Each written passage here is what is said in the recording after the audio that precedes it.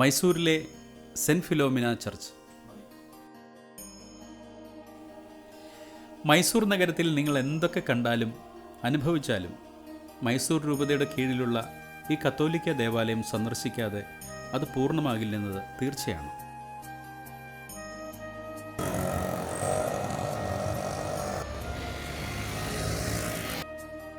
ശാന്തമായ അന്തരീക്ഷം, വൃത്തിയായി പരിപാലിച്ചിട്ടുള്ള പരിസരങ്ങൾ, ഏതോ വിദേശ രാജ്യത്ത് ചെന്ന ഒരു ഫീലിംഗ് നമുക്ക് അനുഭവപ്പെടുന്നുണ്ട്. നാനാജാതി മതസ്ഥർ പ്രാർത്ഥിക്കാൻ വരുന്ന ഇടം.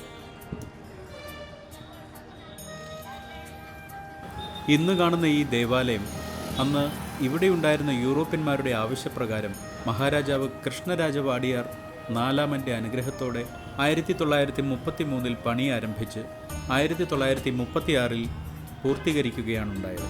ഇത് ഏഷ്യയിലെ ഏറ്റവും ഉയരം കൂടിയ മുഖവാരമുള്ള പള്ളികളിലൊന്നാണ്. 175 അടിയാണ് ഈ ഇരട്ട ഗോപുരത്തിൻ്റെ ഉയരം. ജർമ്മനിയിലെ കൊളോൺ ദേവാലയത്തിൻ്റെ മാതൃകയിൽ നിയോ ഗോത്തിക് സ്റ്റൈലിലാണ് ഇതിൻ്റെ നിർമ്മാണം പൂർത്തീകരിച്ചിരിക്കുന്നത്. മനോഹരമായ ഒരു കൊടിമരം.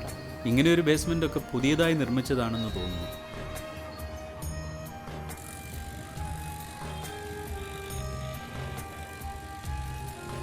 ദേവാലയത്തിൻ്റെ ഉൾഭാഗം ആരെയും ഭക്തിയുടെ നിറവിലേക്ക് കൂട്ടിക്കൊണ്ടുപോകും. തീർച്ച, അത്രയ്ക്ക് മനോഹരമാണ് ഇതിൻ്റെ ഉൾഭാഗം.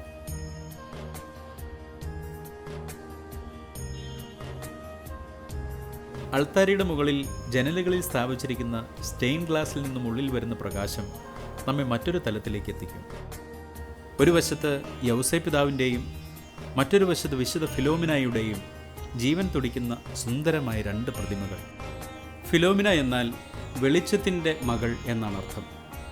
അതുകൊണ്ടാണ് ആ പുണ്യവതിയുടെ ചിത്രങ്ങളിൽ ഒരു വിളക്ക് പിടിച്ചിരിക്കുന്നതായി കാണപ്പെടുന്നത്. 13-ാം വയസ്സിൽ ക്രിസ്തുവിന് വേണ്ടി കന്യകാത്വവ്രതം ഏറ്റെടുക്കുകയും അത് പാലിക്കപ്പെടുവാൻ വേണ്ടി തന്നെ വിവാഹം കഴിക്കാൻ ആഗ്രഹിച്ച ചക്രവർത്തിയിൽ നിന്നും ധാരാളം പീഡനങ്ങൾ ഏൽക്കേണ്ടി വരികയും ചെയ്തു. എന്നാൽ അതിൽ നിന്നെല്ലാം മാലാഖമാരുടെ സംരക്ഷണത്താൽ രക്ഷപ്പെടുകയുണ്ടായെങ്കിലും ഒരു വെള്ളിയാഴ്ച രാജാവിനാൽ ശിരച്ഛേദനം ചെയ്യപ്പെടുകയുമാണ് ഉണ്ടായത്. യൂറോപ്പിലെ ചില പുരാതന പള്ളികളിലുള്ളതുപോലെ ഇവിടെ അൾത്താരയുടെ താഴെ ഒരു നിലവറയുണ്ട്. അവിടെയാണ് സെൻറ്റ് ഫിലോമിനയുടെ തിരുശേഷിപ്പ് സൂക്ഷിച്ചിരിക്കുന്നത്. ധാരാളം ആളുകൾ അവിടെ എത്തി പ്രാർത്ഥിക്കുന്നുണ്ട്.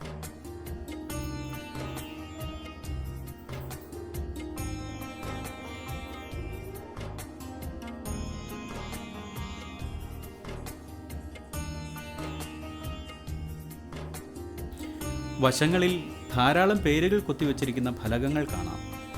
ഒരുപക്ഷെ ഈ ദേവാലയ നിർമ്മാണവുമായി സാമ്പത്തികമായി സഹായിച്ചവരുടെ പേരുകളാകാം. ഇങ്ങനെയൊക്കെ കണ്ടിരിക്കുന്നത് പൊതുവെ യൂറോപ്പിലെ ദേവാലയങ്ങളിൽ മാത്രമാണ്. ഏതായാലും ഒരു പുതിയ അനുഭവം തന്നെ. പുറത്തേക്കിറങ്ങുന്ന ഭാഗത്ത് ഉറങ്ങുന്ന യൗസേ പിതാവിൻ്റെ രൂപം വെച്ചിരിക്കുന്നു. ഇംഗ്ലീഷിലും കന്നഡയിലും വിശുദ്ധനോടുള്ള പ്രാർത്ഥനയും അവിടെ രേഖപ്പെടുത്തിയിട്ടുണ്ട്. പ്രാർത്ഥന ചൊല്ലിയാണ് മിക്കവരും പുറത്തേക്കിറങ്ങിയത്. മിക്കവരുടെയും മുഖത്ത് ഒരു അത്ഭുത സൃഷ്ടി കണ്ട പ്രതീതിയാണ്.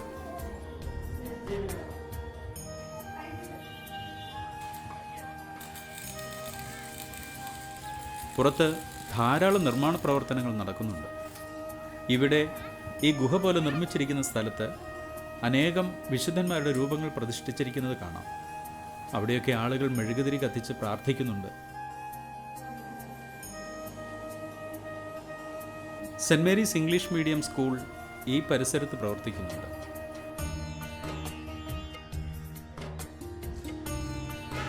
മറ്റൊരു ബിൽഡിങ്ങിൽ പള്ളിവക ബുക്ക് സ്റ്റാൾ, അതിനപ്പുറം 24 മണിക്കൂർ ദിവ്യകാരുണ്യ ആരാധന എഴുന്നള്ളിച്ച് വെച്ചിരിക്കുന്നു.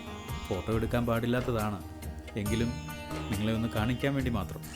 വീണ്ടും കറങ്ങി തിരിഞ്ഞ് ദേവാലയത്തിൻ്റെ ഫ്രണ്ടിലെത്തി. ഒരുപാട് പേർ ദേവാലയം പശ്ചാത്തലമാക്കി ഫോട്ടോ എടുക്കുന്നുണ്ട്. എങ്ങനെ എടുക്കാതിരിക്കും? ഇത്തരത്തിലൊരു ദേവാലയത്തിൽ പ്രവേശിക്കുകയും അതിൻ്റെ ഭംഗി വേണ്ടുവോളം ആസ്വദിക്കുകയും ചെയ്യാൻ പറ്റുന്നത് എവിടെ? അതിന് ഇവിടെ തന്നെ വരണം.